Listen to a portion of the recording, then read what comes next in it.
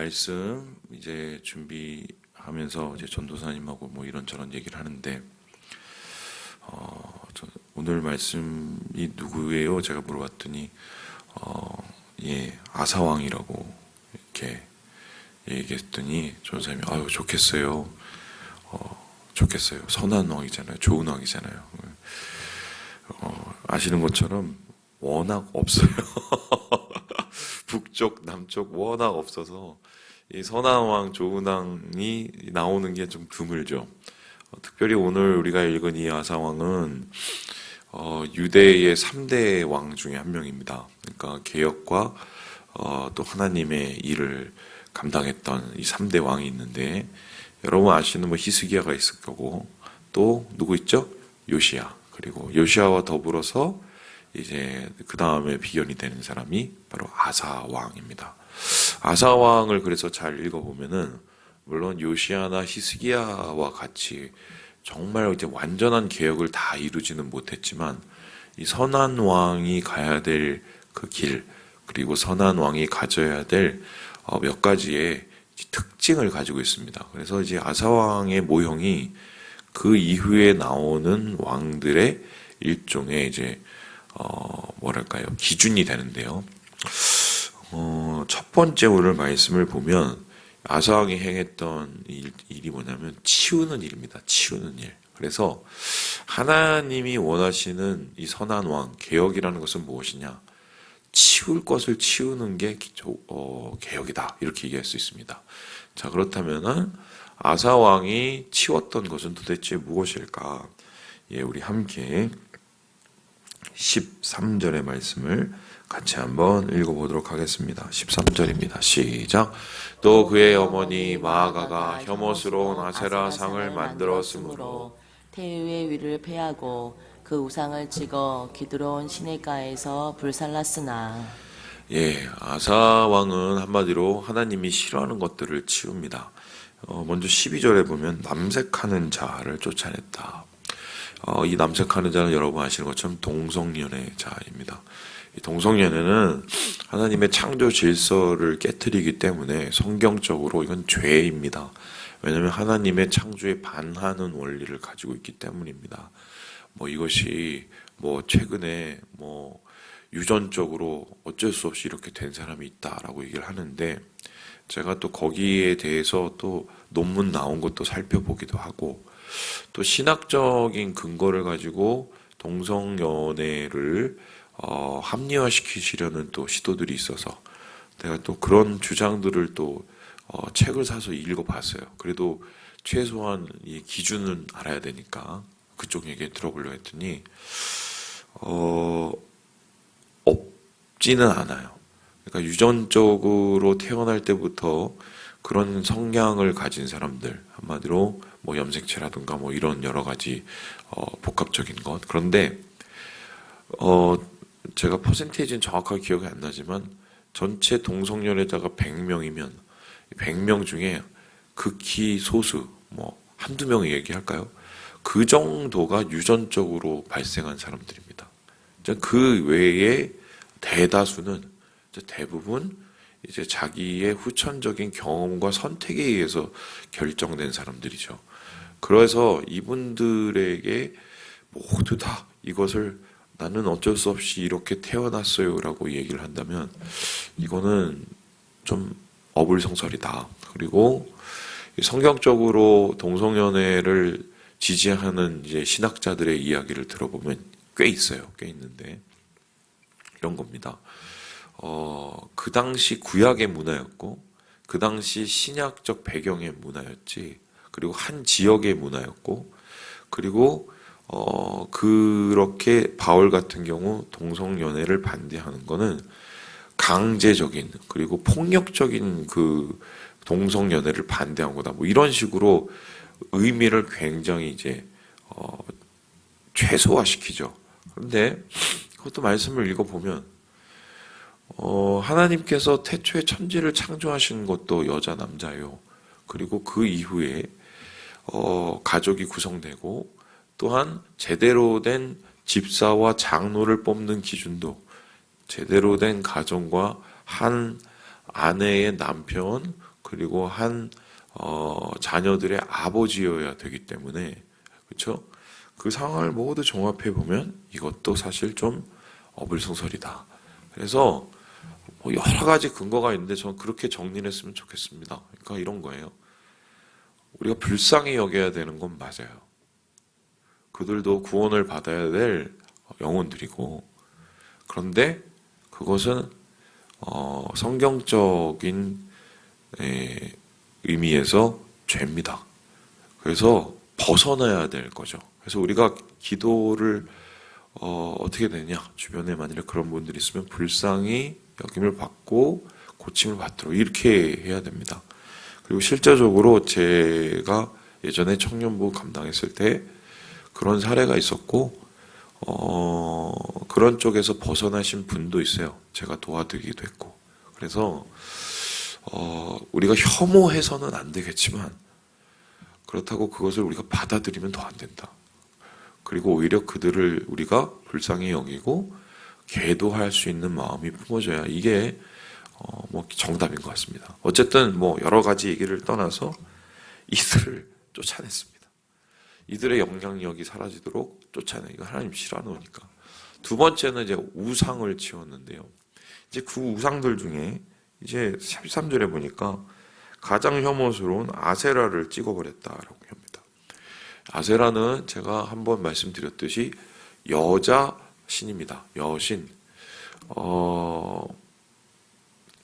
유대의 사람들이 믿는 하나님은 성은 남성이지만 아버지죠. 아버지 하나님이지만 사실 성을 초월하신 분이에요. 예? 무슨 말씀인지 아십니까? 하나님의 이 속성, 성품 중에는 분명히 아버지의 속성이 강하지만 그 안에는 또 하나님께서 자기 자신을 표현하신 표현에는 여성적 표현도 등장합니다. 너를 잉태하였고, 해산하였고, 해산의 고통, 이런 얘기 나오잖아요. 이제 그러니까 이 여신의 개념은 사실 이 성경에 존재하지 않는데 그것을 끌어다가 저쪽에서 만들어낸 게 마리아의 숭배고, 이러한 마리아 숭배를 할 수밖에 없었던 이유는 사람들이 여신에 굉장히 친숙해져 있었기 때문입니다. 그 이유가 제가 잠깐 말씀드렸지만 무슨 어려운 일이 있으면 엄마한테 가서 얘기하지 아빠한테 가서 얘기를 하지는 않거든요. 아무래도 그 간격의 차이가 있어서 정서죠. 마찬가지로 이런 것들이 어떤 신앙에도 적용이 돼서 뭔가 자기를 보살펴주고 자기와 뭔가 가까울 것 같은 그 대상, 여성적 신을 찾게 되었는데, 그 여성적 신은 이 가나안에서 보면은 풍요와 다산을 가져다 볼 뿐 아니라 쾌락으로 빠지는, 한마디로 이 성적인 문란을 가져오는 문제가 되었습니다. 그래서 이러한 부분에 대해서 아사는 철저하게 철폐를 하고 치워버렸는데, 문제는요, 분명한 일종의 큰 장애가 있었어요. 그 장애가 누구냐? 여기 나오는 마아가라는 사람입니다. 마아가를 누구라고 표현하고 있습니까? 그의 어머니. 근데 이제 이게 되게 이상한 게, 여기는 어머니잖아요. 그런데 13절, 그 뒤를 보면은 태후의 위라고 나옵니다. 그러면 이건 또 대왕 대비예요. 그죠? 그럼 이분의 도대체 정체는 뭘까? 그래서 여러 썰이 있는데 제일 지저분한 썰을 하나 들려드리면, 이 마아가라는 여자 왕비가 자기 아들을, 아비암인가요? 아들하고 근친상간을 해서 낳은 게 아사다라고 얘기하는 설이 있어요.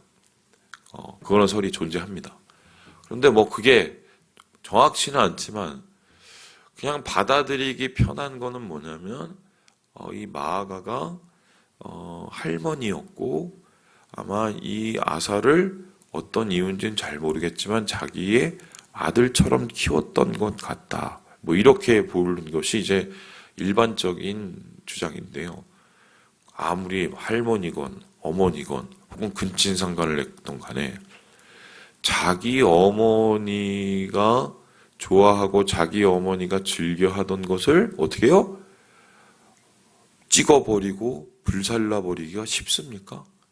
그리고 그러한 아세라 여신의 신앙을 뿔풀이를 뽑기 위해서 심지어는 그 할머니 혹은 어머니의 자리까지 다 없애버려요.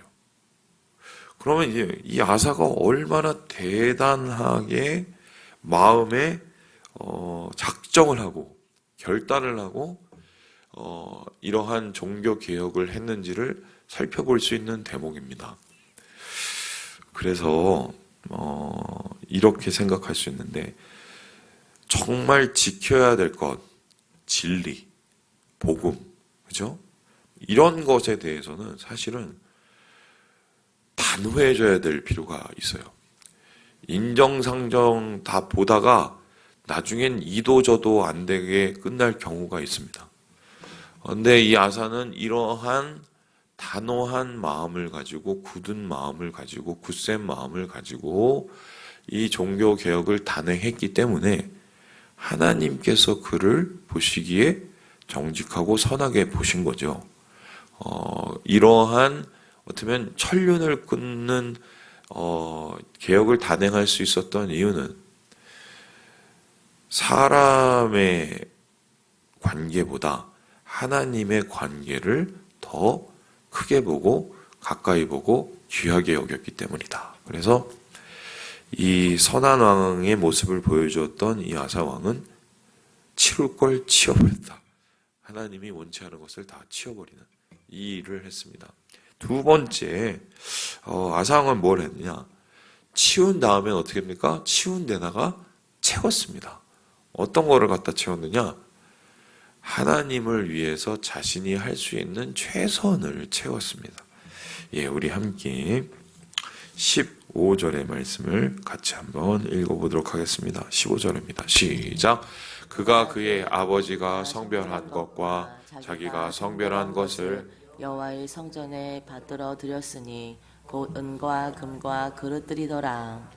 이 성별한 것이라는 것은 한마디로 모아온 것입니다. 그런데 그의 아버지는 사실 여호와 하나님을 좋아하지 않았던 사람이기 때문에 그냥 치부를 위해서 모았던 은과 금이에요. 그걸 어떻게 합니까? 주님께 다 드렸어요.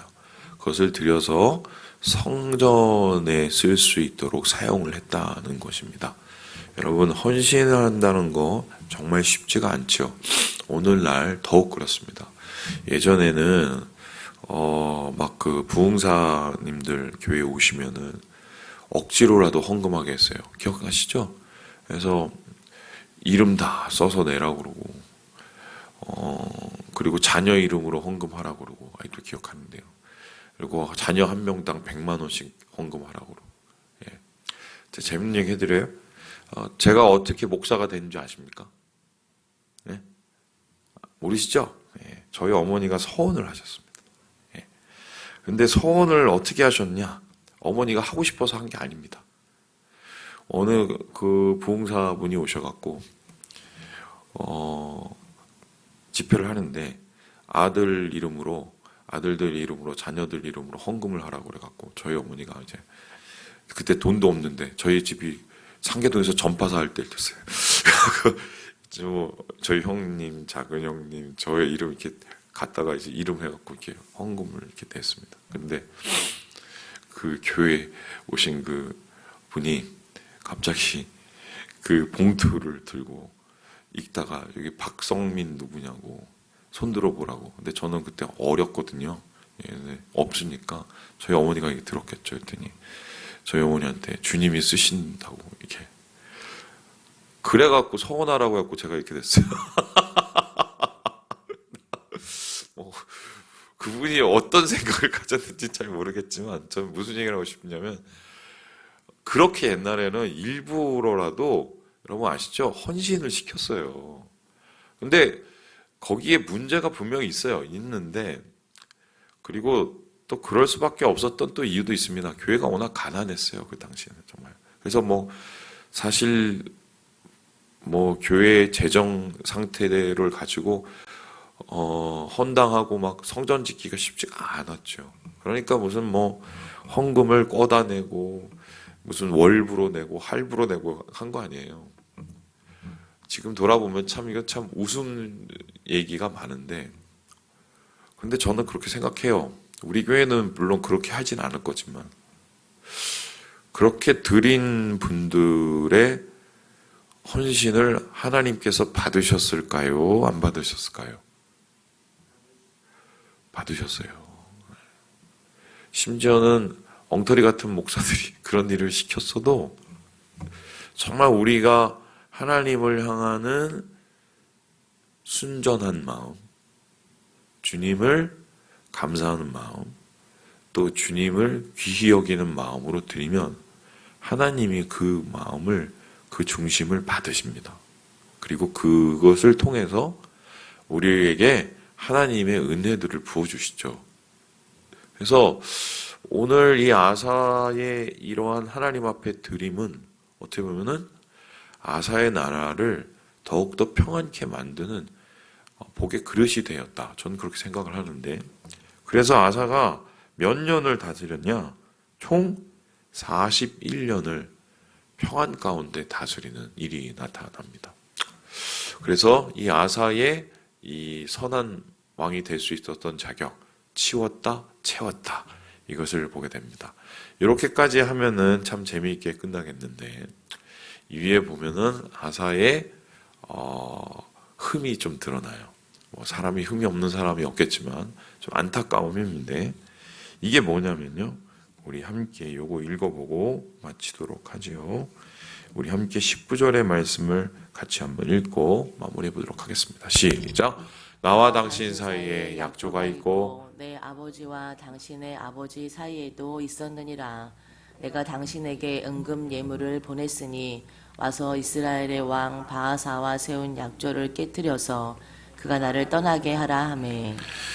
북이스라엘이 아무래도 사람이 많고 지파가 많으니까 이 초창기에 여로보암 이후로 많이 괴롭혔던 것 같습니다. 그래서 이 남유다를 견제하고 남유다를 아마 소멸시키기 위해서 한마디로 이제 전쟁을 걸어오고 괴롭혔죠. 이제 그게 힘들었었던 것 같아요. 그래서 이것을 어떻게 해결을 했느냐? 북이스라엘보다 훨씬 더 힘이 세 보이는 옆에 형님한테 찾아갔습니다. 그 형님이 누구냐면 아람이었습니다. 아람에 가서 사실 아람은 이미 북이스라엘하고 친하게 지내고 있었었는데 은금을 갖다 주면서 야, 걔네랑 친하게 지내지 말고 나랑 친하게 지내고 나 좀 도와줘 이렇게 했습니다. 자, 그래서 아람이 어떻게 했느냐?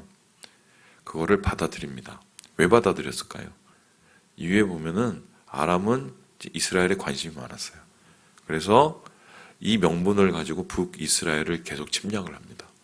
그런데 아사 왕 때는 이러한 이 외교적인 전략이 잘 사용이 돼서 평안을 누렸을지 모르는데 그 이후에 이게 화근이 됩니다. 어떻게 화근이 되느냐? 이 아사의 이 자손이 이제 여러분 아시는 것처럼 여호사밧이에요. 여호사밧은 여러분 뭐 선한 초반에는 참 악하게 지냈다가 나중에 선한 왕이 된 경우인데 선한 왕이 적극적으로 된 계기가 있습니다. 그게 뭐냐면 전쟁이에요. 근데 그 전쟁이 누구와의 전쟁이었는지 아십니까? 아람이에요. 그래서 이 역대기에는 이러한 아사 왕의 일종의 외교적인 전략을 비난합니다. 어떻게 비난하냐? 하나님을 의지하지 않았다. 온전히 의지하지 않고 다른 것을 의지하고 아람의 손을 빌어서 평안을 간구했기 때문에 하나님께서 그것을 좋아하지 않으셨다고 분명히 기록하고 있어요. 결국 그러한 잠시 잠깐의 타협은 화근이 돼서 뒤를 이어서 유다의 어떤 오점이 돼버리는 거죠. 말씀을 마칩니다. 사랑하는 여러분, 오늘 아사를 보면서 우리 한번 생각해 봅시다. 당장 우리가 집에 가서 치울 것은 무엇인가? 하나님이 기뻐하시지 않은 것, 치우셔야 되고요. 예. 또 우리가 채워 넣어야 될 것은 무엇인가? 주님의 전 하나님의 앞에 우리가 드려야 될 것은 다시 무엇인가? 그리고 우리가 놓친 것은 무엇인가? 다시 한번 기억하시고 오늘을 은혜롭게 살아가시는 우리 모든 형제들 자매들 되시길 주님의 이름으로 축원합니다.